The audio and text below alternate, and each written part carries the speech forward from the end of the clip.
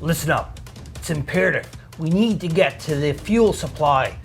We have to get the fuel to run our generators, to keep the lights on. The heat, the winter is coming soon. We need to get there as soon as possible. Do you get me? Let's get one thing straight. I ain't one of your stupid soldiers. We've been into this apocalypse for a long time, fighting off the undead, long before you showed up. Do you get me? Let's not forget who wanted me to stay in your group. Who was it that invited me to join? Who was it that could not survive without me? Now, boys. You can do a measuring contest later to see who's the biggest, baddest, badass of all. But until then, we got a job to do. All I know is I want to get some of them dead mothers underneath my blade so I can just grind their bones and make my bread.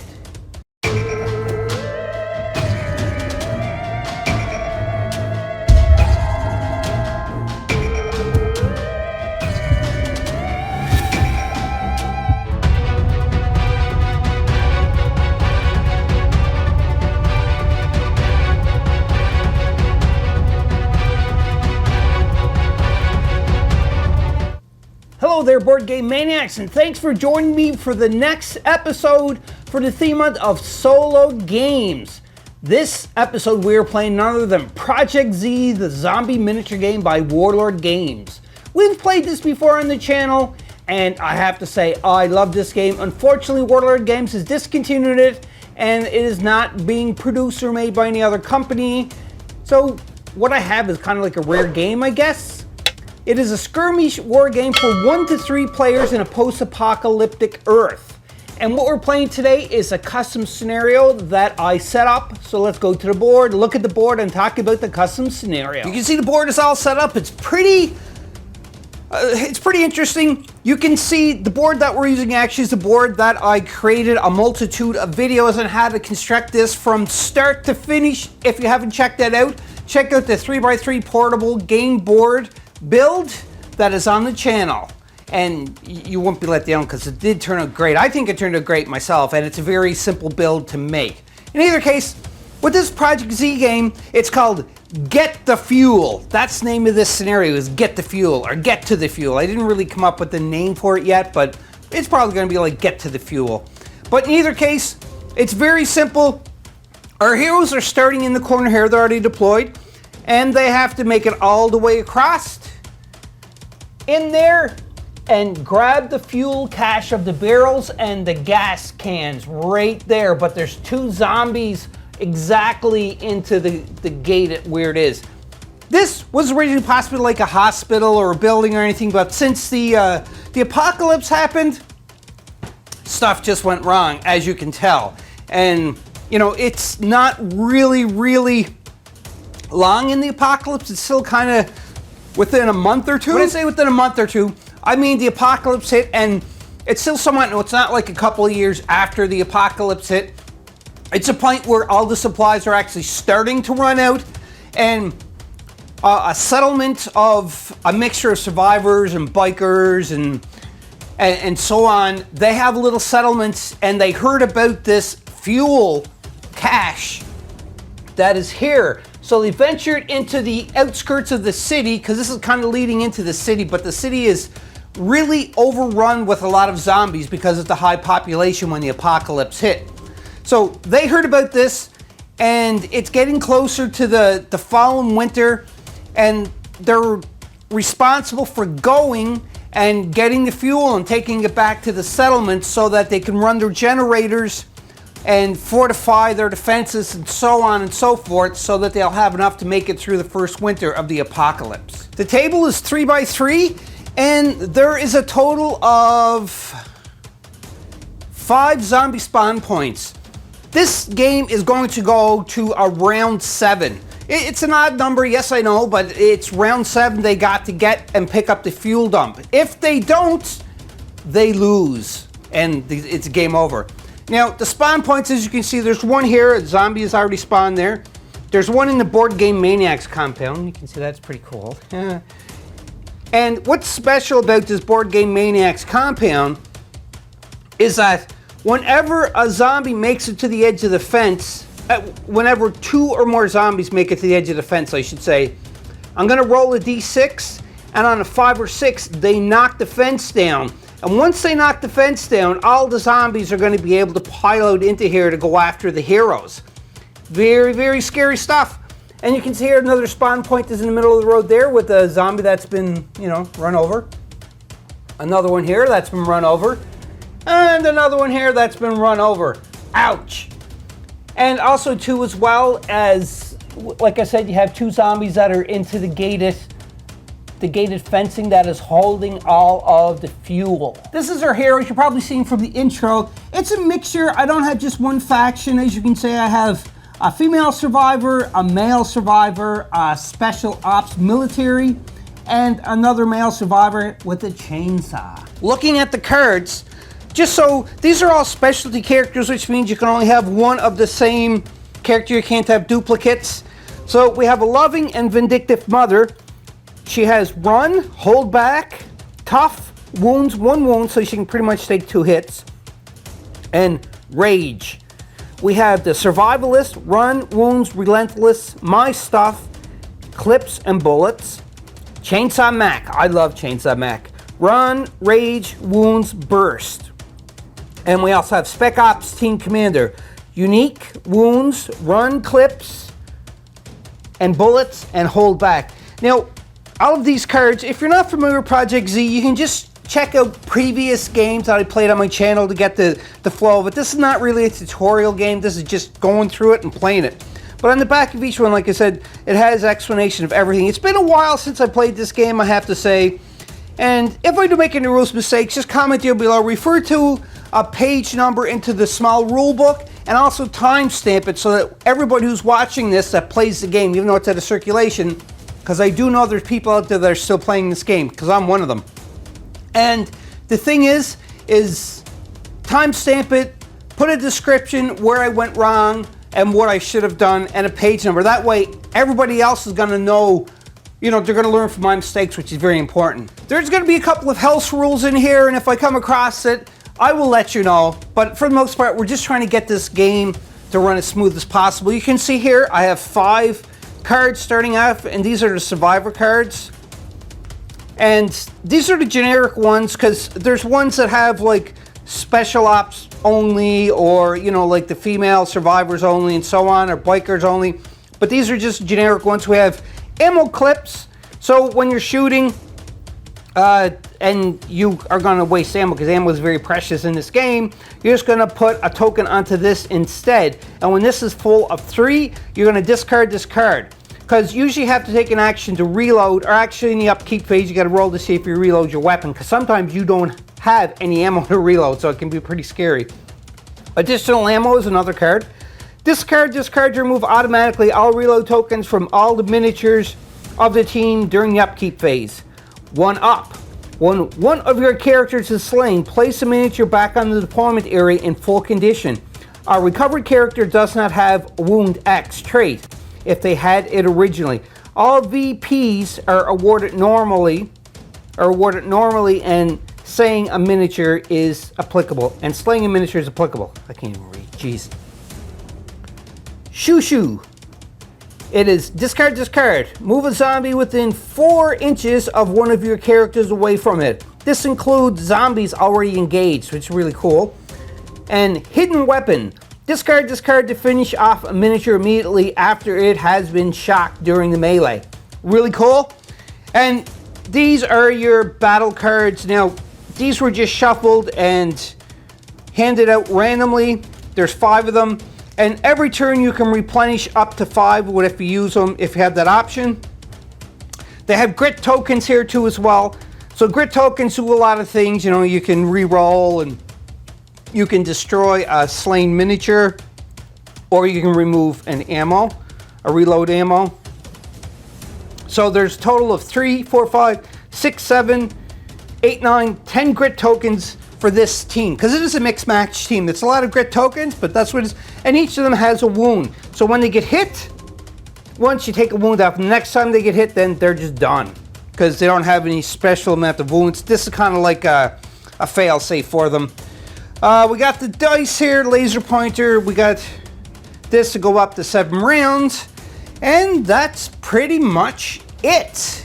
And we are going to start off with the survivors, and then we're just going to go through all the phases and so on. So this is round number 1 for Project Z by Warlord Games. I did forget to mention that at the start of round 4, the zombie spawns are going to be flipped over, and when it's flipped over, there's 2 zombies that will spawn onto it instead of only 1. So from rounds 1 to 3, 1 zombie for start of each round, they will respawn, another zombie on this one side, I should say, and then when it's flipped over from round 4 to 7, it's double spawn, so the board can get it filled up pretty quickly.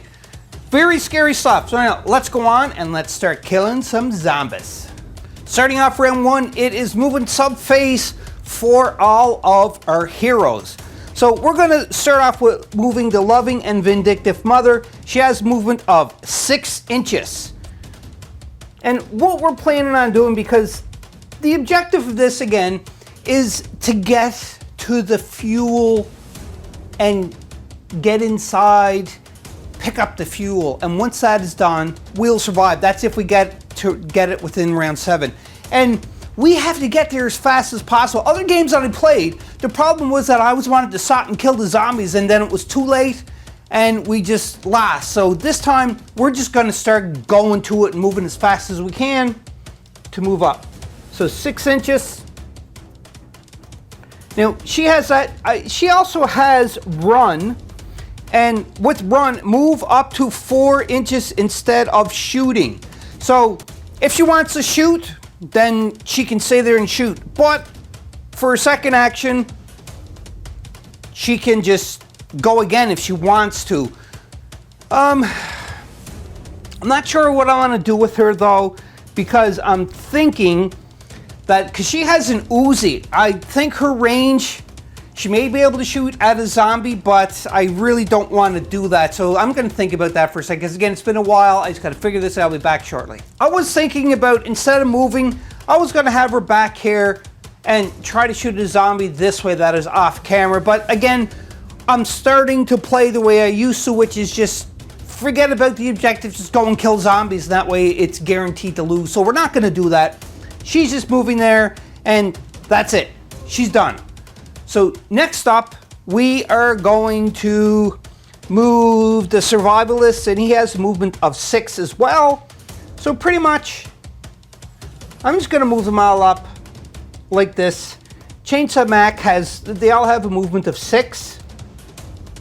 So Chainsaw Mac don't have any range weapons. He only has the chainsaw. So he's gonna get in there and he's just gonna, chop them all up and grind their bones to make his bread, as they say. So that is it for the hero movement, and then we're on to the zombie movement. All zombies have a base movement of 4, so this zombie we're gonna start here is gonna move up to the gate. Now remember what I said, when 2 zombies or more are on the gate, they're going to try to break down this gate. And, you know, with 2 of them, you have to roll a 4 or better. If there's like double the amount, then obviously you're going to have to lower the amount for rolling because they're more powerful. But it can't go anything lower than a 2. So if there's 4 zombies, then it's going to have to get a 2 or higher to bust in the gate. So it makes it easier. It's just that way it's going to make it more difficult for our characters to get up there, because I want to make this as difficult as possible. So this zombie here, again, they are going to move as close as they can to the survivors. So pretty much go here and go there. Oh, not even on camera. Yeah, that zombie got a gun, but he don't know how to use it. Now I'm gonna move all the other zombies here, and then I'll be back. You know, a special note about the zombies that are into the fuel gate. That gate is fortified steel, so they can't push it down. It is concrete based into the ground. There's no way they can push it down, and there's no other zombies that are going to spawn in there because there's no spawn point. But here, it's in numbers. They will be able to knock this down. So you be aware of that. That's one of the house rules. Another house rule that can be done is you can see these lamp poles.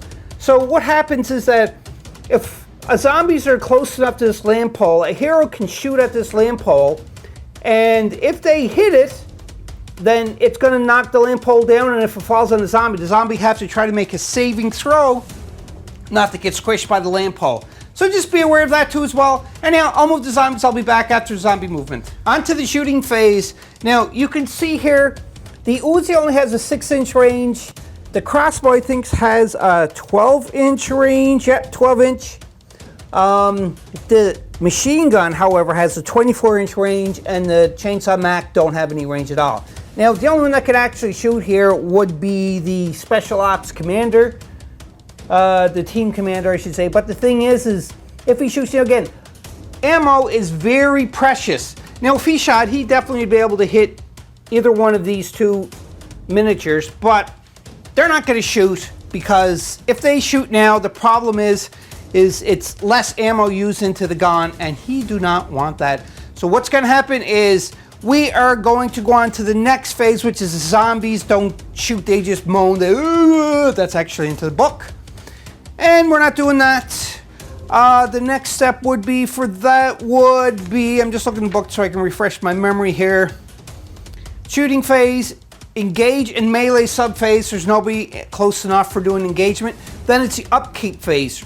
Recover shock miniatures, roll a reload weapon, replenish combat card hand. That is it. And then we're on to spawn zombies, which is the last part of the round. So the only thing we're going to do here now, because there's nothing else that can be done in this first round, is spawning zombies, and we're going on to the second round. So I'll do that by putting one zombie on each of the spawn points, and we're going to go to round 2, and I'll be back. Just a little note about the survivors here. They each have the characteristic run, and what run is during the shooting subphase, they could choose to not shoot and run instead, and if they run, they're able to move an extra 4 inches. I totally forgot about that, even though I just read it on the card onto one of the other previous clips. So, the last round, I just got it there to show you that they were roughly 4 inches, which is here, and they ran during the shooting phase to get a little bit closer, because if not, it's going to take a long time to get to the ammo, or not the ammo, the fuel dump, I should say. So yeah. Now we're going on to round number 2, and we're back onto the movement phase. Round 2. Dun dun dun! For the movement phase, all of the 4 survivors have moved up. They're 6 inches. Mac is getting excited because he's really close to chainsawing one of the zombies. Woo! Actually, with their movement, you gotta at least be within an inch away from each of the other survivors' bases. So I'm just going to adjust this on camera accordingly. Just like that.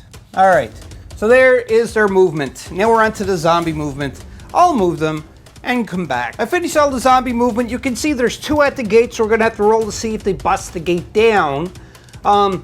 Zombie, move there. Another zombie is there. Zombie there, zombie there, zombie there, zombie right by Mac. Now, we're going on to the melee phase, and with the melee phase, to get in base contact, you have to be within 2 inches of the enemy character. When I say 2 inches, it could be a zombie within 2 inches, it could be the hero within 2 inches. Now, the heroes go first, or survivors, and they can either run away, or they can choose to stay and fight, and they get in base contact from melee. And then it comes to the zombies. Now, if Mac decides to run and charge this zombie here that's in front of him that kind of got ran over, he's going to get an extra die because of his momentum and moving into it. So just be aware of that. Again, this is not a tutorial though. And if I'm making the rules mistakes played for, just comment down below, like I said. So we're on to, because the zombies move, the heroes move, now we're on to the shooting phase. Mac cannot shoot, but all of these three can shoot. Now I'm thinking they should probably, because they're starting to get close, they should do a shoot. And I do realize one other thing that I kind of said at the start of the game, but I made a little bit of a mistake, and that is where these flip over on round 4, then there's 2 zombies that spawn. It's not actually 2 zombies that spawn starting at round 4, there's 5 zombies that spawn. Because that's usually what it is into the games anyhow. So once round 4 comes, these get flipped over, and when you spawn zombies at the end of the round 4, it's going to be 5 zombies on each spawn point. So again, the board can get overwhelmed very, very quickly. Anyhow, let's go on to the shooting phase. Before we get to the shooting phase, we have to roll to see if this gate is destroyed. So we need a 4+, and the gate is knocked down with the 2 of them. 1, so nothing happens. They're still trapped into the compound of Board Game Maniacs. Now, the survivalist, he is going to shoot, so he's turning, and he's shooting at this zombie that is pretty close to him. Now, the crossbow gets 2 dice, and on the survivalist card, it's a +1, because if you look here, it's got a +1, so it's 2, +1, so that's 3 dice that is going into that zombie. So let's see if he's going to do any damage with the arrow. Oh, nice shooting, Tex. So that's 2 shots that the zombie got to defend against. But the zombie's defense, I think, is only 1 dice. Zombie defense value is 1, so what we're looking for is that. That is a block. It's like a shield, or body armor, I guess. He don't get it. So therefore, that's 2 hits that are going into the zombie. Because he didn't roll any defense, we have to roll these again. Now, hopefully we're going to get slain and not shocked. Here goes. Oh no, nothing happens. That zombie is just laughing. Hey, you missed me. That's in zombie language. But for his trouble, he gets a 1-shot reload token. Next survivor to go is the loving and vindictive mother. Now, she can even shoot, but she's going to shoot the one because she's trying to clear a path forward because they're going to try to push forward. Now, she can choose to run if she wants to instead. I think that's what she might do instead, is just run. But the thing is, the Chainsaw Mac, he knows he can handle it, but there's going to be 2 of them. Because if this zombie is within 2 inches when we go into the zombie from melee, he's going to charge. So, Mac may be into some trouble here. I'm just going to chance it, because we have to get to the objective, not kill. So she's going to go another 4 inches, up to 4 inches. But she's going to keep her distance a little bit to keep the 2 inches away, and she's done. Instead of her shooting, she got the run special trait, so she just ran. Now, he, however, is going to turn and put his sights into this zombie to try to kill him because that zombie is too close to Mac. And Mac's like, oh, come on, leave me alone. But then Mac sees the other guy with the gun coming up beside him through his peripherals. So he's got to do something. Shoot, shoot, shoot, shoot, shoot. A little bit of convention about this. I was looking for this before I started. I couldn't find it, but I actually did still find it. Special Operations Team. This is meant specifically for the Special Ops because the commander is a Special Ops Team commander. And I did say he has a machine gun, and the reason why I haven't said machine gun, because on the range weapon summary list, there's no like other thing there for, actually I just seen it too, assault rifle. In either case, he's carrying an assault rifle. He don't have a machine gun because you can see that's an AR. It's very clear. It's not a machine gun. So if you look on the back of this for assault rifle, full auto or single, range is 6 inches, either way, not 12 or 24. 12 dice for fully automatic, or single shot is 3 dice. It is short range, burst, and reload. So reload for when it's full auto, you get 2 reload tokens on you instead of 1. But he's going to shoot. The commander's going to shoot. He's going to have his assault rifle single shot, 6 inches, and you can tell there he's well within 6 inches. And he's going to roll 3 dice into that zombie. Here goes 3 dice going into that zombie. It's horrible. He got 1 shot. And I don't think he has any special unique wound. He's unique wounds, run clip. He's run clips and bullets and hold back. So unique, they cannot, okay. Yeah, he don't have anything that can let him re-roll anything. So it's only 1 hit. 1 against 1 because the zombie has 1 defense. And he gets lightning, so he cannot defend it at all. So now we got to see if we got a hit or a slain. If he gets a hit, then it's just going to be knocked down, and the only time the zombie can stand up is during the upkeep phase, or if he gets a slain, the zombie's out of the runnings. He gets a hit. Because he got a hit, what happened is that zombie is just flipped over, just like that. Boom. And that is it. So now, she moved, she didn't shoot, he moved, so he gets a reload token. Now I know I have that card that I can put the reload tokens on there instead, but I don't want to use it yet because once round 4 comes and there's 5 zombies in each spawn point, that's the time to use the card. So we're on to Chainsaw Mac. Now, Chainsaw Mac can't shoot, so he's done. And all the zombies do are just... So now we're into the melee sub-phase. During the melee sub-phase, the survivors get a chance to charge first, or, you know, well, they can't really run because that's in the shooting sub-phase that they could run. So if Mac don't charge, because you can see they're he's within 2 inches, that zombie will certainly charge him, and the zombie will get an extra charge die. So Mac is going to run over to say hello to that zombie with the gun to try and hack him. Mac loves close combat because he don't have any ranged weapons. He just wants to just chop-ola, chop-ola. Now, you can see here, ooh, maybe she didn't move far enough.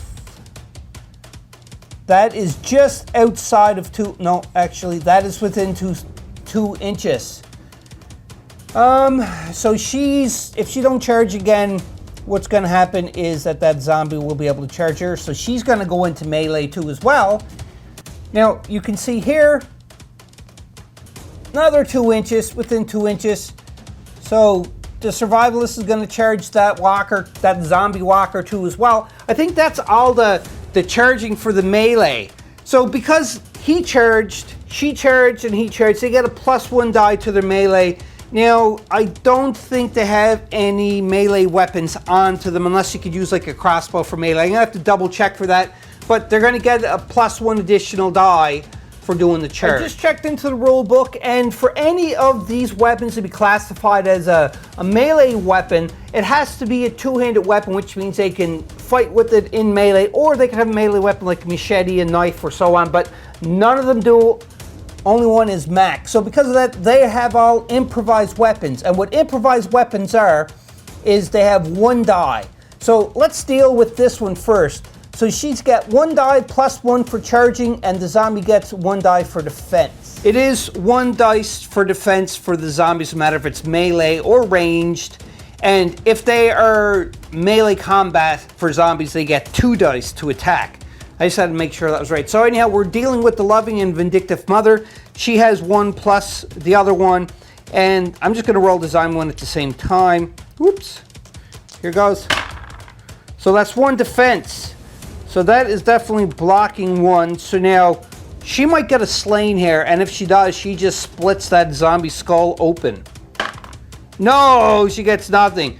So that zombie is still okay. That's not a good thing. All right, so after the vindictive mother went, let's deal with, before we do Chainsaw Mac, because I love close combat with Chainsaw Mac. We're going to do the survivalist now against this, so it's the same thing. Gets a +1. 2 hits, same results as before. So now let's see if the survivalist can sink the arrow into the zombie's head. No, but does get a shock, which means that this one here, this zombie is kind of like pushed back an inch and flipped over just like so. Good job. At least you're kind of safe. You're still locked in combat, which is bad. Okay, so now we're gonna go to Chainsaw Mac. The reason why I say I love using Chainsaw Mac is simply because he uses 10 dice for his chainsaw, but he has the reload, which means that he can still get a reload token. It's like it stalls out onto him, but he don't get a single reload token like the ones you see there. He has a double one. And also where he has ram, he's kind of ramming the chainsaw, trying to ram the chainsaw into the gut or chest of the zombie. So because then he gets a +2 on the dice instead of +1 for charging. So that's pretty good. So in total, Mac has 12 dice going at that zombie. Now, I don't have enough dice, so 2 of the black is not for the zombie. It's only, this is just all of Mac's roll, and then I'll roll the zombies afterwards, because this is crazy. Oh, no, look at the defense. Like, this is horrible. Slains don't count for the attack. Out of all of those dice, look at that. All those dice is only 2. Oh, Mac, what's wrong with you? Mac on this card has Rage. So with Rage is you can reroll any lightning attacks. So he gets to reroll the lightning attack here. He had 2 of them, so hopefully he'll get a better result. He gets 1 more, that's not bad. So now, the zombies for their defense, they only have 1, so something definitely is going to be happening. He may be able to defend against 1, though, we'll see. No, he don't even do that. So now, Mac got a chance here to cut the zombie to pieces, or at least, you know, shock him. Oh, there we go, there we go. That zombie is slain. Mac just rammed the chainsaw into the zombie's cavity, the chest cavity, and went right up and split him into this. So that zombie is gone. But for Mac's trouble, for his success, not trouble, he gets the double reload token though. And that is it for the melee of the survivors. So now it's the zombies for the melee. Now you can see there's only 1 zombie that is pretty much still standing and within 2 inches, because that is not 2 inches at all for Mac. You can see there, easily not. And, you know, nothing else. So we just have to deal with the Vindictive Mother and this zombie attacking. So the zombie gets 2 dice for attacking, and the Vindictive Mother has 2 dice for defending. 2 against 2, let's see what happens. Oh, zombie got 2 hits, no defense whatsoever, so therefore the zombie could potentially do a lot of damage here to the Vindictive Mother. 2 hits, so I think that counts as a shock, so she's gonna drop and get shocked. So the Vindictive Mother is shocked, so she is down, but we're gonna spend a grit token out of her pool, because you can do that, and what happens is any shocked miniatures are standing back up again right away, about 1 inch away from the attacker. And that is it for the melee combat for both the survivors and the zombies. For the upkeep phase, any shocked miniatures on the survivors would stand up first, but they're not saying. Now I know I don't have to use a grit token for that. I just wanted to show the example of what you can do with the grit tokens, but you'd stand them up first. Anyhow, so then all shocked zombies will stand up after that. So just like that, but it's got to be at least 1 inch away, like so. And that is it for shocked miniatures. And then we have to do for the reload. So we got to try for Mac to reload. So there's 2 that Mac got to get for reload. So with Mac, we have to go to the dice box and roll 2 dice to see if he can reload any of this. All right, so to reload, I think Mac has to get, I'll have to double check, but I think he has to get the body armor to reload. Yep, so he has to get body armor to reload. So he's looking for 2. He don't get any. So he's not reloading. But the thing is we have some grit tokens and we need Mac in the game. He's going to spend 2 grit tokens to remove the double reload from him. So just to be safe. Now also, let's do the commander there. He only has 1. So he gets to reload, so he can remove that. And now let's do the survivalist. Just needs 1. And he gets a 2 as well, so he's able to reload. Now, like I said before, in this game, ammunition is very precious, just like gas and food. So you can see where that could be troublesome if you don't have any grit tokens left and you have to do roll for reload and you fail. It's really bad. Now, I know I can use those cards. And these ones here too as well, which I'm probably going to start using. But anybody who is not familiar with this game, I just wanted to play this without the cards first. and slowly introduce things as we go along into this game. I know it's not a tutorial, but I still like to play it a little slower so that everybody is on the same page and you're understanding the gameplay as it goes on. But anyhow, I think that is the end of the upkeep phase, except for you replenish combat cards. So draw as many combat cards as you need to fill your starting hand, which is 5. And these are the combat cards, not the survivor cards, because once you use these, they're out of the game completely. You can see that. But combat cards are these, and I didn't even look to see what I have there yet, to be honest. It just randomly drew 5, but you would replenish up to 5. And then you're going to have to spawn zombies. Now we're going on to round number 3. So it's only one zombie that's going to be placed on every entry point. So I will spawn them and then we'll be back for round number 3. Round 3! Now I don't want to get carried away with myself like I say that I do every one of these kind of zombie games, because I love zombies where I just want to go and start killing. But I don't want to do that. I have to think of the objective, which is getting to pick up the fuel, because everybody's depending on you into the colony. And if you don't come back, they're going to know something has horribly gone wrong. So therefore, we are just going to try to push ahead and move, because we're on the movement phase for the survivors. All the movement is done for the survivors. I just record it because it's kind of boring. It's just Mac moved up here, and the survivalists and the commander moved here. And you can see the vindictive mother, the loving and vindictive mother, moved up here. So that is it for the movement for the survivors. I'm going to move all the zombies and I'll be back again, because you don't really need to see. If there's something intricate with their movement that I have to show, then I certainly will do that. But you have to see here, now, this is, zombies always move to the closest survivor, so this is going to tie Mac up. You can see that, but he has to keep an inch away. So that zombie's not going to move too much. And this survivor here, or zombie, is probably going to move to tie up the commander here. But again, keeping an inch away. Mac is going to get tied up too as well. See, they're all starting to converge onto them, so it's getting closer and closer and more dangerous. And the problem is once we get to the end of round 4, they're going to be 5 zombies on each spawn point, which is going to be even worse. So it's going to be really hard to get there by round 7. Oh boy. And now I'll move the zombies and I'll be back. You can see here all the zombies have moved, and there's some trouble going on here. So you can see the vindictive lady is probably going to be tied up. You can see the survivalist is getting pretty overrun. The commander's not too bad, in not too bad shape. You can see the other zombie move there. And like I said, Mac is, but he likes getting close like that because he likes killing. Mac just loves going in with the chainsaw. You know, also too as well, you can see that there's 3 zombies at the gate.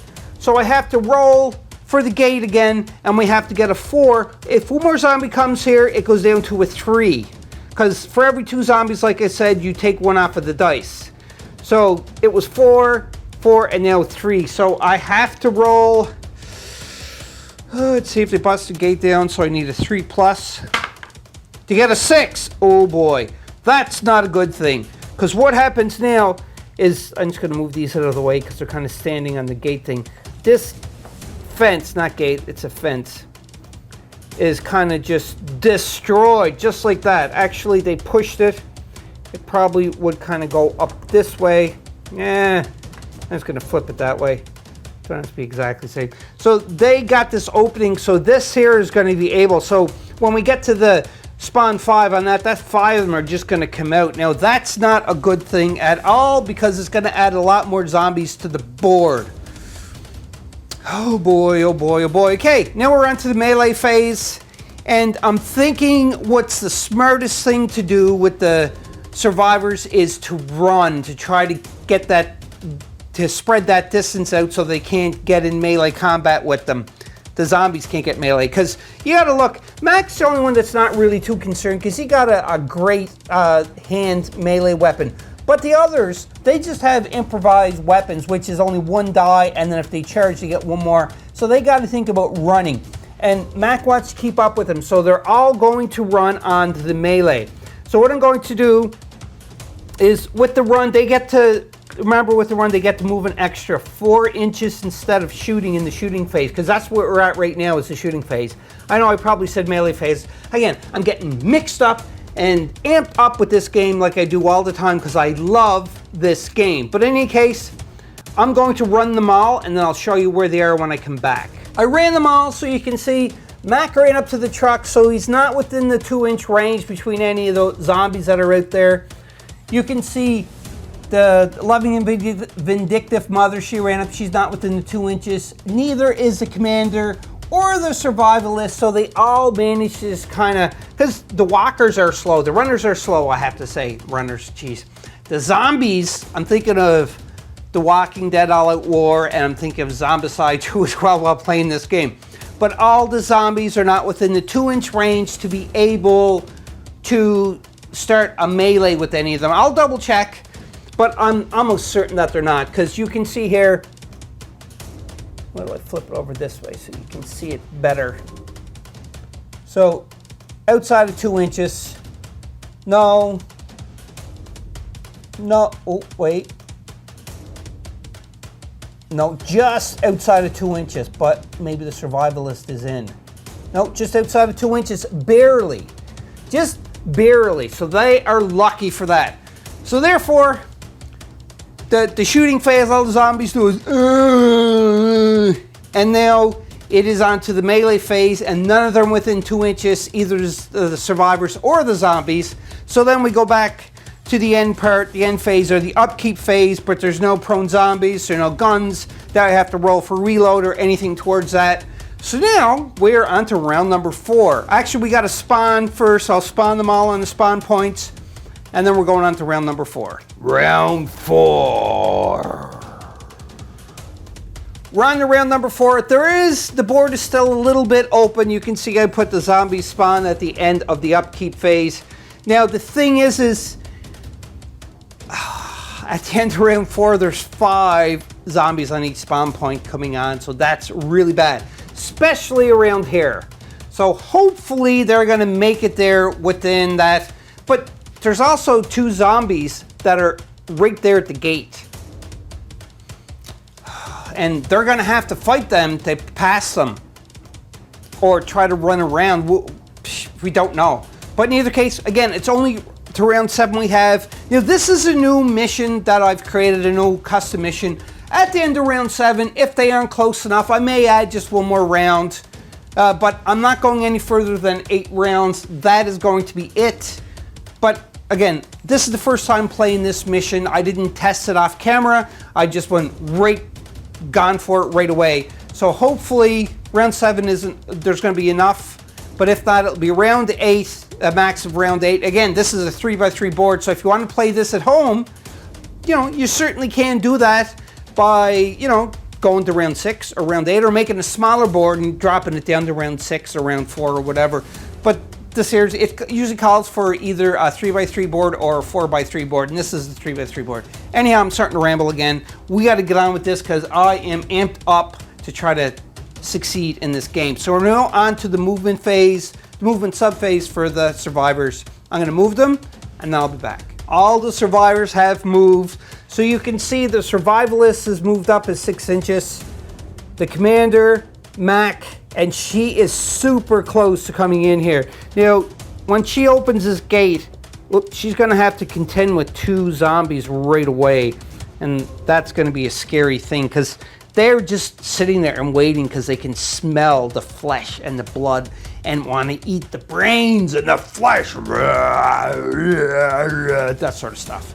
Of course. So I'm going to move the zombies now and I'll be back. But I think the survivalist is going to have some problems because he's going to get in melee range, possibly 2 as well for Mac. But I think that's all what's going to have to worry about, but I'm going to move them and we'll be back and figure that out. I moved all the zombies. Now you can see that right here, there's some problems going on.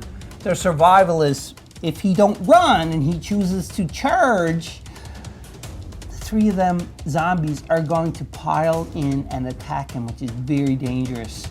Mac, he's got a zombie on his heels too as well.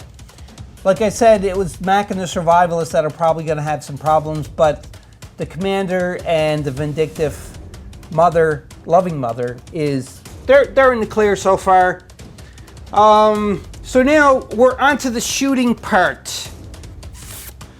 So I don't know what should happen here, because the thing is if they just keep running to get here, they got 2 zombies to deal with, but they're going to be moving up behind them and flanking them, and we are on round 4. So if that happens, it could be some problems. So I think that Mac needs a charge to try to hack one of them zombies up, and the Commander got to turn around and start shooting to help the Survivalist. The Survivalist is going to run, probably, but Mac is going to shoot. So I think that's what we're going to do. So let's go into the shooting phase. For the shooting phase, Mac, he's not running. He's staying where he is. Actually, the only thing he's doing probably is turning around. So he's just ready for that zombie to come up. Or he's going to charge him probably instead. But you got to be careful when he charges to charge on this side, because if he charges on that side, it's going to be 2 inches. Not the zombie's going to be able to attack Mac. The Commander turned around because he's seen a pile of zombies coming at him, turned around to shoot. The Survivalist ran 4 inches, and the Loving and Vindictive Mother ran. Now she's within 4 inches, or within an inch of this gate. And I don't think I mentioned this before, that they only got to be within an inch of the gate to open it up. But the same with this, they only have to be within an inch of the gas to be able to pick it up and end the game. So it is a very tight game. Nobody died yet. Nobody took wounds, luckily. So, but we are going on to the shooting phase. Like I said, we are in the shooting phase. He's the only one that's going to shoot. He ran. Mac can't shoot, and she could shoot there before opening the gate. Because in the melee, that's when this is going to open up. But she could shoot, but because she's shooting through a gate, she's going to get a -1 because there's an obstacle there, which is probably what she's going to do. So she's going to shoot, he's going to shoot, and that's it. So let's go to the dice box and resolve all of this. Just a correction, it was a mistake of mine. Now, because I just had to look at my notes from where I wrote down for this scenario, but because she's within the inch there, it don't open in melee. It's going to open now. So, because if it was in melee, then there's going to be no melee that happens. So the gates are going to swing open because she is within the 1 inch. Just got to move her out of the way. Move her back. So just like that. And so again, she's going to shoot. No penalty, obviously. But it's up to you if you want to do it and leave it to the melee that the gates are going to open. But it don't make sense because you want her to be able to shoot. You got to shoot with no penalty, but the thing is then the zombies on the next turn to move, they're going to be able to freely move to get in base contact with anybody who's in front of the gate that close. So that's why I did it like that, just so everybody is aware. And again, it's going to make it a more interesting video instead of just standing there and shooting through the gate and, you know, trying to kill them all before they can even come out. And that make a boring video. So we're doing it this way. So yeah, let's go and resolve the Commander and Vindictive and Loving Mother shooting. So we're going to do the Commander first. For the Commander, he is going to change his assault rifle from single shot to automatic. So that's why he's got 12 dice, because you roll 12 dice for an automatic shot, and it has burst onto it. So what burst is if you see here again, he's shooting in this horde. They're all within an inch away from each other because he's shooting her 6 inches, within an inch there and within an inch there. So I can distribute the wounds equally to each of them. So he could potentially kill all 3 of these walkers. So we're going to see if that happens. And he will get a reload onto this. But again, the ammo clips card, I'm going to be using that now, and I'll explain it as we go along. But anyhow, here's 12 shots. It's brrr, brrr. Oh boy. So that's 1 hit, 2, 3, oh, I flipped that over, 4, 5. The rest of these don't count. I'm just going to change one of these just to replace that. So that's 5 hits that are going into the zombies. So the way we're going to resolve this is it says in the book that you have to resolve them individually. So before I do that, let's see, I'm going to do 2 into the original target, which is the lady with the dress. I'm going to do 2 into the cop and 1 into the businessman. So that's how it's going to go. Again, just so everybody's aware, 2 into the lady, 2 into the cop, and 1 into the businessman. So let's do the woman first, and we're going to do another 2. So woman, cop, businessman. Woman first. Don't defend. So we got to roll these and see if we do any damage. No, it does nothing. Ah, that's a bad shot. Okay. 2 for the cop. Defense. Nothing. So, got to see if we slay the cop. Oh, it's a headshot, slain! Boom, boom, boom, boom, boom, boom, bam! So now we got to do the businessman last. Here goes. Oh, I don't have to roll that. I got to roll this for the businessman. And he don't defend. Hopefully get another slain. Come on, yes! Headshot! Businessman goes down! Ah, so the only one that survives is the evening gown wearing zombie woman. And the commander has a reload token, but I'm not going to put it there, like I said, I'm going to explain about this card. So swinging it over here, it says the ammo clips. When shooting, place a relevant reload token on this card instead of next to the character. These tokens cannot be removed during the upkeep phase. Discard this card when it has 3 reload tokens of any type on it. So this counts as a 1 reload, so you can have 3 of these or 1 of those and 2 of those or so on. So therefore, that way the commander still has some ammo left and you don't have to re-roll to try to, or spend a grit token. All right, that's not too bad. So now we are going to deal with, oh yes, the loving and vindictive mother. So she's shooting, she's got an Uzi, and she's definitely within range. She is definitely within the 6-inch range for the Uzi. It has a reload, so she's gonna get another reload token, which is the double ammo reload. And the Uzi has burst, luckily, so therefore, she's going to be able to allocate wounds to each of them if she rolls good enough. So it's 3 dice. Let's go to the dice box. Here goes. Come on. 3 hits, baby. No. Oh, that would have been good if it was, but that's 3 slain tokens. So unfortunately, she did not hit either one of them. Uh-oh. And there's where her reload token is going. And that ends the shooting phase, and now we are onto the melee phase, starting with the survivors. I'm going to move everybody in base contact where I said if they're going to charge, and then we'll deal with the melee. For the melee phase, Chainsaw Mac did rush in, so he's going to get a bonus die, and also too as well as the loving and vindictive mother rushed in, so she gets a bonus die. Both of them, well actually she don't have any melee weapon, so it's an improvised weapon that she's going to use, but we already seen what Mac can do. Let's go to the dice box so that we can see what happens here. As you can tell, we're doing Mac's attack first. So again, he gets a 10 plus the 2 because he has RAM. Oh man, oh man, oh man, look at this, look at this, look at this. So all of them are out. So he's got 1, 2, 3, 4, 5. So the zombie defense is only 1. No, he gets rid of 1.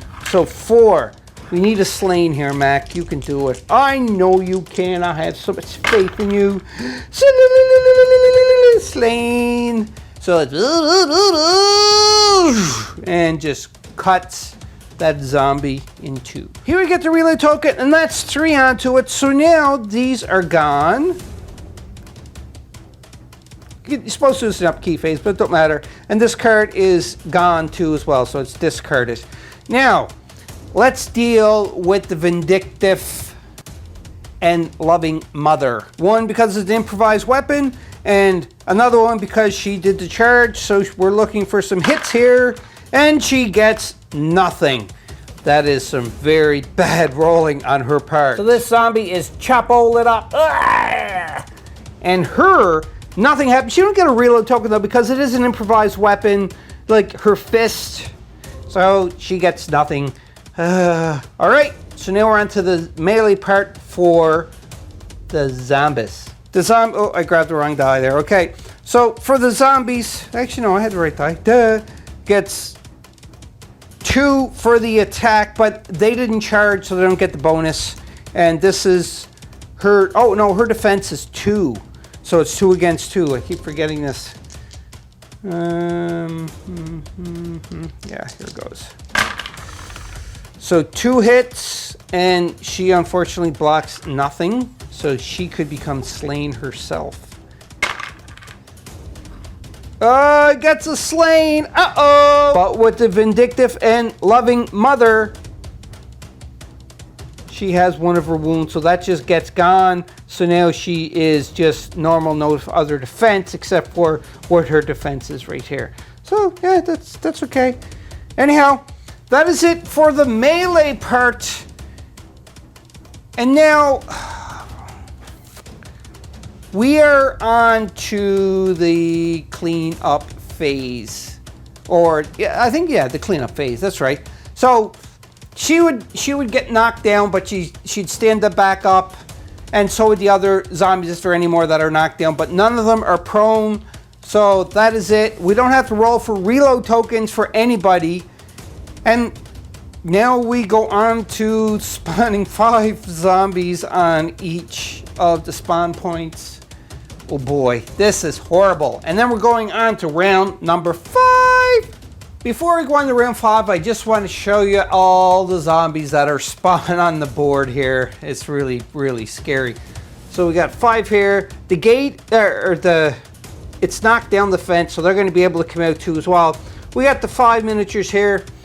The 5 zombie miniatures there, 5 zombie miniatures there, and 5 zombie miniatures there. So we're going to start having a little bit of overcrowding issues here. And now we're on to round number 5. So 5 of 7, possibly 8, but it looks like we might be okay. Because if she manages to survive the loving and vindictive mother, and she's able to get to the fuel, then the game will be over, because all it needs is just 1 miniature to get there. All right, so let's go on to round number 5. Round 5. We are on to round number 5, and one thing that I totally slipped my mind and forgot about, unfortunately, it's not going to impact the game, because it just, when you get into here and you're able to pick up the fuel, you have to roll a d6. And the only way you can pick it up successfully is by rolling a 5 or 6. Now again, this kind of operates the same as what the gates did. So on if she's in the gate, the vindictive mother, or the loving and vindictive mother, I keep getting that mixed up, but anyhow, she's in there, she's gonna roll, and if she picks it up on a 5 or 6, then the game is over. If not, she has to wait till the next round and do a 5 or 6 again. If somebody else goes in the gate with her, it's more power to pick it up, so then they have to get a 4, 5, or 6. And again, it operates a lot of like here for the fence or the gate, whatever. I keep calling it the gate, but it is a fence. It operates the same way, so if somebody else goes in there to help pick it up, then it's going to be 1 less, which is 4. But it can't go down past 2, just like here, but they managed to knock this fence over to be able to go before even that happened. So depending on how many people are there, be able to pick it up, and then once they pick it up, the game is over. That's why I had it to 7 rounds. I didn't think we were going to get there, on round 5, to be honest. I'm actually surprised about that. So I may have to adjust the rules yet again for this custom homegrown mission, I guess you can call it. This is the first time playing it. I never test played it off camera, which I should have done, but I was excited for playing Project Z and I just wanted to do it. So just be aware of that she got to roll a 5 or 6, and if she fails, she got to wait till the next round of movement to do it again. And if she fails, and if somebody else goes in, it's going to be 4, 5, or 6, and then if there's 3 in there, it's going to be 3, 4, 5, or 6. And if it's 4 in there, it's going to be 2, 3, 4, 5, or 6. And again, this is only because there's 4 team members. You can't go below 2, like I said, because there's not enough team members. And even if there, excuse me, hiccups again. Even if there was more than 4 team members, you can't go any lower than a 2. And that's just one of the house rules for this, for getting the fuel. And now, let's continue on. I'm going to do all the movement for the survivors, and I'll be back and show you where they are. Just a quick note about going over barriers. Now, I moved the the survivalist right here. He was here, he actually moved and went around. But now, the commander, he don't have to do that. Now, as long as when he moves, he definitely is able to clear the barricade with his 6 inches. If by chance he goes to 5, he would have to stop right at the barricade, wait till the next movement to go over, because you have to make sure you can clear it. So that, just be aware of that. So you can see there, he definitely is able to clear it. So he would go over to here, but he's going to turn back around just to be on the safe side to cover. And I'm just going to continue moving these up, and then I'll be back after I'm done moving. So I am finished moving. Just to show you, with Mac, he had 6, but the 6 was on top of the barricade, so he wasn't able to do that. So we had to stop short right there. And you can see the survivalist, like I said, and the commander. And you can see now that the vindictive and loving mother, I think I said that right now, or is it the loving and vindictive mother? Either way, either case, she's right at the fuel supply. So now we have to roll a d6, but we're not going to do that until we get all the movement done for everybody. So the zombies, I'm going to move that, and then we're going to go to the dice box and see if she picks it up and is successful and ends the game. All of the zombie movement is done. And again, like I said, where this board is starting to get overpopulated, this is where the fun really begins, because this huge horde right here is starting to move up, as well as this horde right here. Now, Mac, if we don't charge him, he's going to charge Mac and get an extra die, because he's within the 2 inches, and he's the closest. So you can see here, they moved up. They have to stay within 1 inch away from the survivor. Now, when she is going to go and check to see if she's picking the ammo, or not the ammo, I keep saying ammo, the fuel up by rolling a 5 or 6, if she don't, she's going to be in trouble. And the reason for that being is simply because it's just, she could die, because she don't have that extra wound now that she can absorb one of the hits. So this could be the end for her, and the game will possibly continue. But we'll see. So we're going on to this, that ends the movement phase, and we're going on to the shooting sub phase. Now for the shooting sub phase, she obviously, we got to roll for her first before the sub phase, but the commander here, he can cover it, but Matt kind of got it, so he's just going to turn around so that he can shoot one of these zombies if need be. But that's if need be. So now what we're going to do is we are just going to go to the dice box, and we're going to roll the d6 and see if she picks up the fuel and ends the game by rolling a 5 or a 6. Here goes. Could this end the game right here? 1 die to end the game. What? 4. No, it continues. And we're in round 5, so this is problematic because she could potentially die here. And then, but all the other team members are very close to going into the ammo dump too, or the fuel drop. Not ammo dump. I don't know why I got ammo on my brain. But anyhow, so it's a 4. She failed. So now we have to go into the shooting phase, and who we're going to resolve first is we are going to resolve the commander is going to shoot the zombie that is carrying the hospital zombie, I should say, carrying the IV tray or tube, whatever you want to call it. So that's what we're going to deal with first. Correction, he cannot shoot that zombie because he only has a range of 6. So he's going to have to shoot at this zombie instead. But it's okay, it's still shooting something.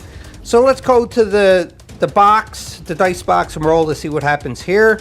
Hopefully he's going to take it out. Before I shoot, the commander, he's specially trained, so he kind of is calculating the odds and everything. So this zombie is not in range to shoot, but he is. But if he puts it to full automatic and does a spray, it's within an inch because he has burst.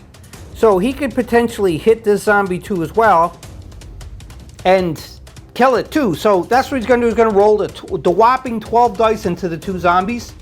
And we're going to divvy up the damage and see what happens. Just so everybody is aware too as well. Now, because he's doing a burst, it don't say anything about that the survivors or whatever is going to get hit by friendly fire, but I would like to make a house rule that they would get hit by friendly fire, but they have to be within an inch from the target. So he is his target, the one that he hit, and the bullets are spraying. So again, like I said, within an inch.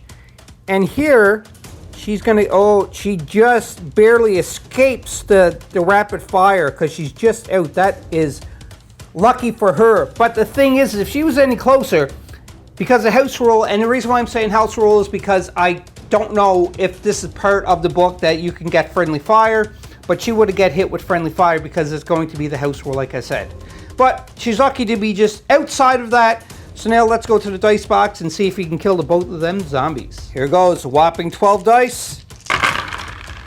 That's a lot of hits. Oh, geez, what a nice shot. The commander, you can tell he's very specially trained this time around anyhow.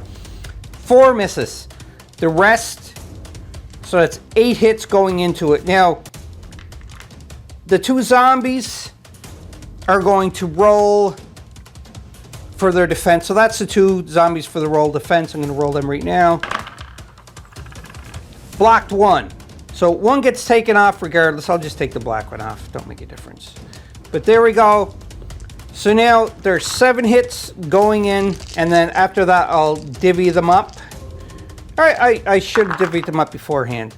So that's 1, 2, 3, 4 going into the target zombie, and 3 going into the other zombie. There, that's divvying them up. Okay, here goes. I need a slain here.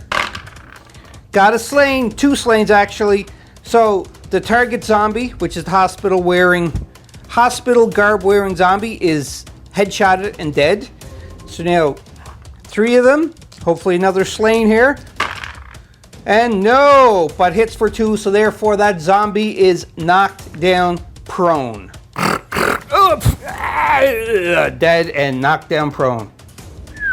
Good shooting there, Tex. You didn't take the other one out, but it's still a lot safer. Next, we're going to resolve the vindictive and loving mother, loving and vindictive mother. Now, this zombie is already shocked, so they're prone. So all she got to do is roll a hit, and it'll take it out. And if she don't, to finish off a shocked zombie, all you have to do is spend a crit token according to the rule book, and the zombie is slain.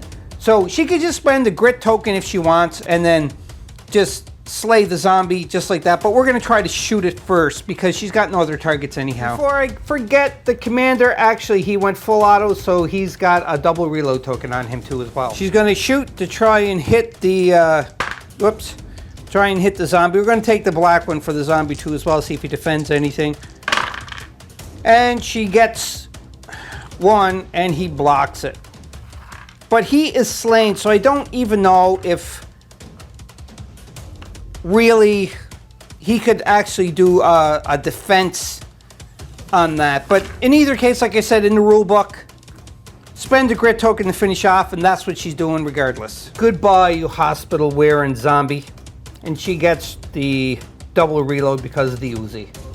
That ends the shooting phase now, because if he shoots the survivalist, chances are he may hit Mac. And I don't think you can shoot, you can pass through friendly miniatures, but you can't shoot through friendly miniatures because it is a block. Or it'd be -2. It'd be -2 right there. Because shooting for 1, so it's a -1 die and a -2 die. So I'm thinking that's the way it can work too as well. I think I'm going to do it that way. I might as well, it's a shooting phase, might as well take a shot. So he's going to shoot. It's 2 obstacles. One is Mac, so it's more of a tricky shot, and one is the obstacle. So -2 dice to the attack to hit this other hospital wearing zombie. I think this used to be a hospital. That's what I'm thinking. Anyhow, let's go with the dice box and see what happens. Looking at the weapon summary range weapon chart, now you can see here bow and crossbow, 12 inches range, and it's 2 dice. Now, he has a +1. So them 2 would cancel themselves out. It's hindering and clips and bullets. So what hindering means is that you can't move and shoot at the same time, but the survivalist has relentless, which means that hindering don't impact him whatsoever. I should have said that at the beginning of the game, but it don't make a difference. Clips and bullets, it means it's a double reload token. So therefore, he would not get 0 dice. But when I say he would not get 0 dice, which means that the 2 would cancel each other because the 2 obstacles, so he'd have 0 dice to shoot, so he wouldn't be able to shoot. But for his range, he gets a +1 that you can see right there. So he does get 1 die to shoot. So he's going to do that, try to shoot, so it's 1 against 1. Let's go to dice box and see what happens. Here goes. Nothing anyhow. Oh, wait a minute. He hit, but the zombie did manage to block it, or he didn't hit it, the zombie, where it would do damage, and it just took a flesh wound, blah. But that's a block anyhow. So good try, but he does get a double reload token for his attempt. And that ends the shooting phase. Now we are on to the melee. And with this melee, it's got to be 2 inches, and the heroes get to, or the survivors get first. So the only one in melee range, it'd be Mac. Chainsaw Mac. So he's going up and he's going to just try to take care of this zombie. Because he's seen the survivalist try to shoot, which caught Mac's attention. So he turned around. He's got the chainsaw going right now, so he can't really hear much.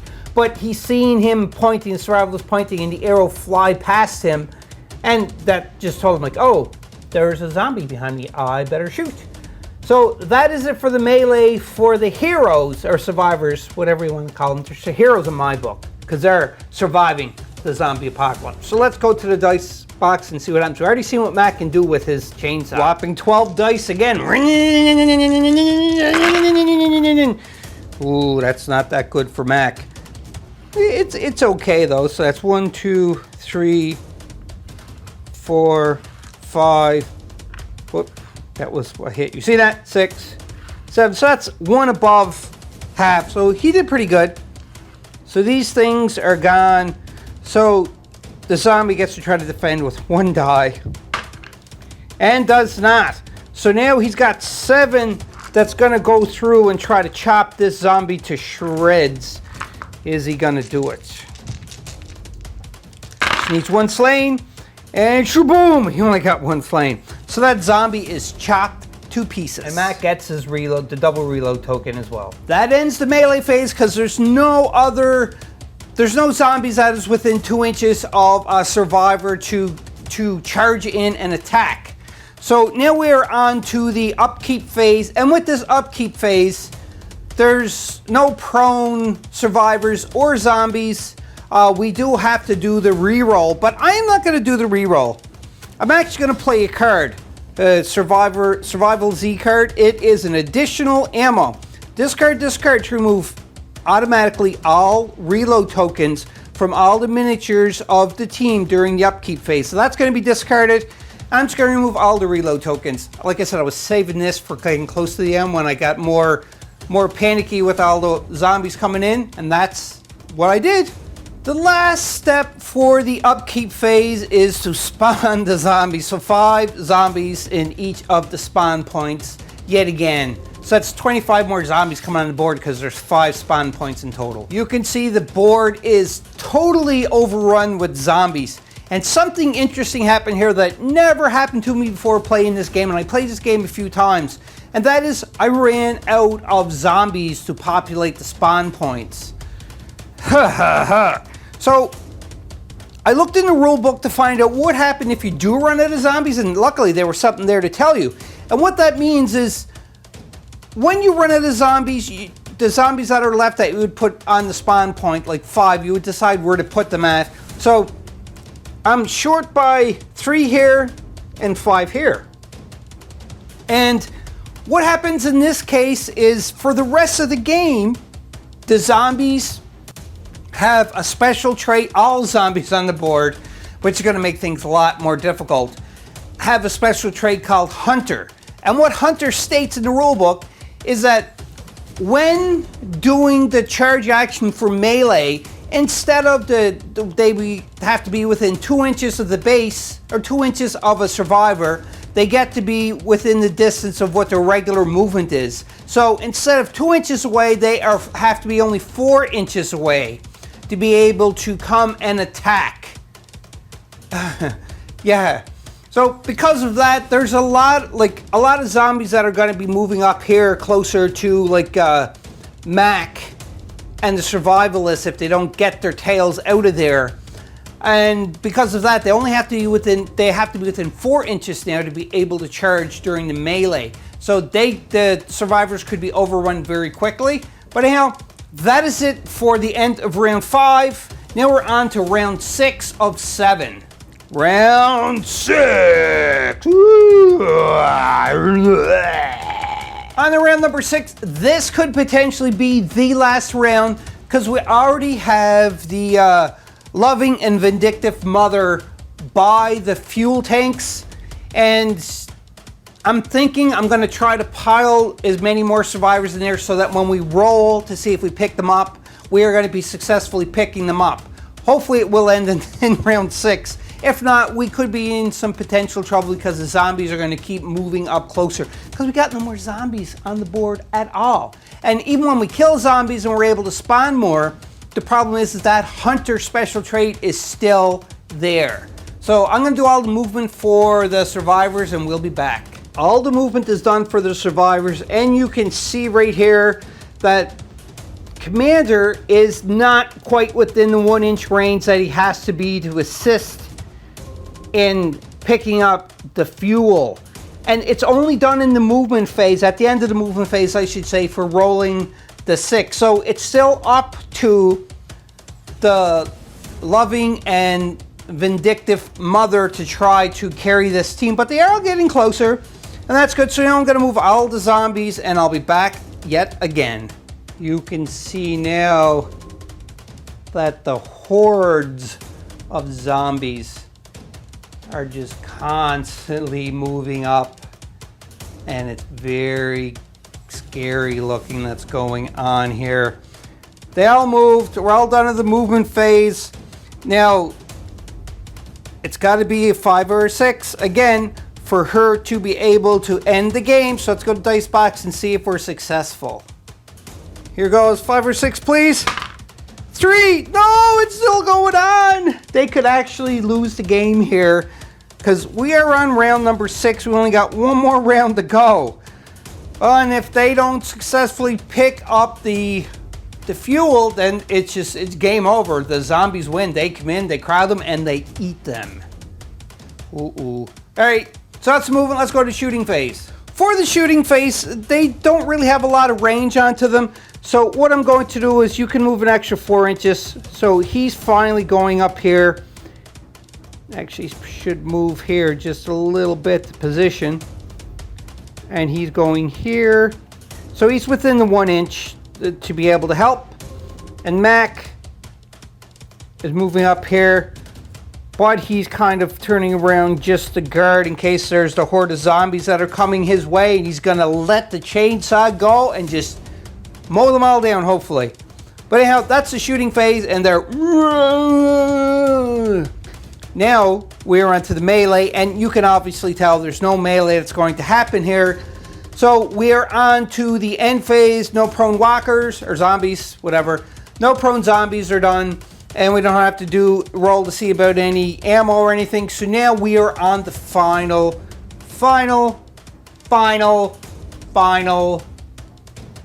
round, which is round number 7. Round 7. As I said before, I might go to round 8, but no, I'm not going to round 8 because they're into the fuel area by round 7. So therefore, by picking round 7, I'm glad I did. Like, I was going to adjust it maybe to round 8, like I said, but round 7 just is great for this 3x3 board. All right, so it's on with the movement. I'm going to move the survivors. You already know what's going to happen. Mac is going to move up close. The zombies are going to move. I'm going to move them all, and I'll be back and show you how close everything is. And then we have to roll the die. I'm almost certain that we should be able to get it, because all we're going to need is a 2 on the D6 to be able to pick up the fuel. All the movement is done for this final round of 7. And you can see just the undead is just smelling all of the flesh and wanting a piece of it. And the movement for the survivors are all here.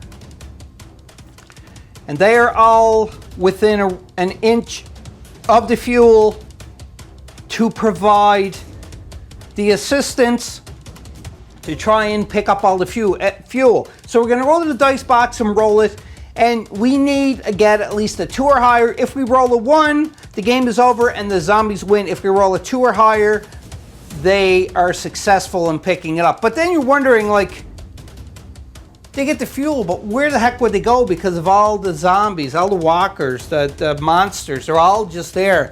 This may be, you know, like maybe another episode. Because I'm thinking what they would have to do is make it and go into this once beautiful hospital that is not beautiful anymore. It is an abandoned hospital that is surrounded by the dead. Anyhow, let's go to Dice Box and see if we can succeed to finish this mission. All right, here goes. We need a 2 or better. We got a 1! Oh no! No! I can't believe that. Oh, all of this hard work to get up. They can smell the gasoline and the diesel that is coming from the storage of the fuel, but yet they managed to fail to pick it up, to take it. And there's no rerolls on that die whatsoever, no matter what abilities. So that means one thing, and that one thing is the undead has taken over this part of the outskirts of the city and have stopped the survivor group from bringing back fuel to their colony to fuel all of their generators and everything. So what may happen is after about, you know, a couple of days or a week, depending how long it took to get here, they're going to send out a rescue party. Well, not really a rescue party, because you know there's no rescuing after that. So they're going to have to send out some kind of search party to try to find out what happened. And they're going to find out that all of their colony inhabitants that went out in search for the gasoline and the diesel have become zombie food. Ooh, that's right. So all of you are just gonzo. And maybe, just maybe, I may shoot another episode at some point for Project Z, where it's going to be another party that is coming out and searching to find answers of why they didn't come back with the gasoline and diesel. Who knows? Oh, this was a lot of fun. I'm glad I did it to 7 rounds. At one point I was thinking, oh, it's going to be too long, and then I also thought of another that it was going to be too short, and where I said I might have to change it to 8 rounds. But it worked out really well for a 3x3 board. I'm really glad for that. So I hope you enjoyed this Board Game Maniacs, this for part of the solo month of gameplay where I'm going to be playing some more games. And if you'd like to see more Project Z, because you already voted for Project Z way back when, and it went out against another board game, and I played a mission onto that.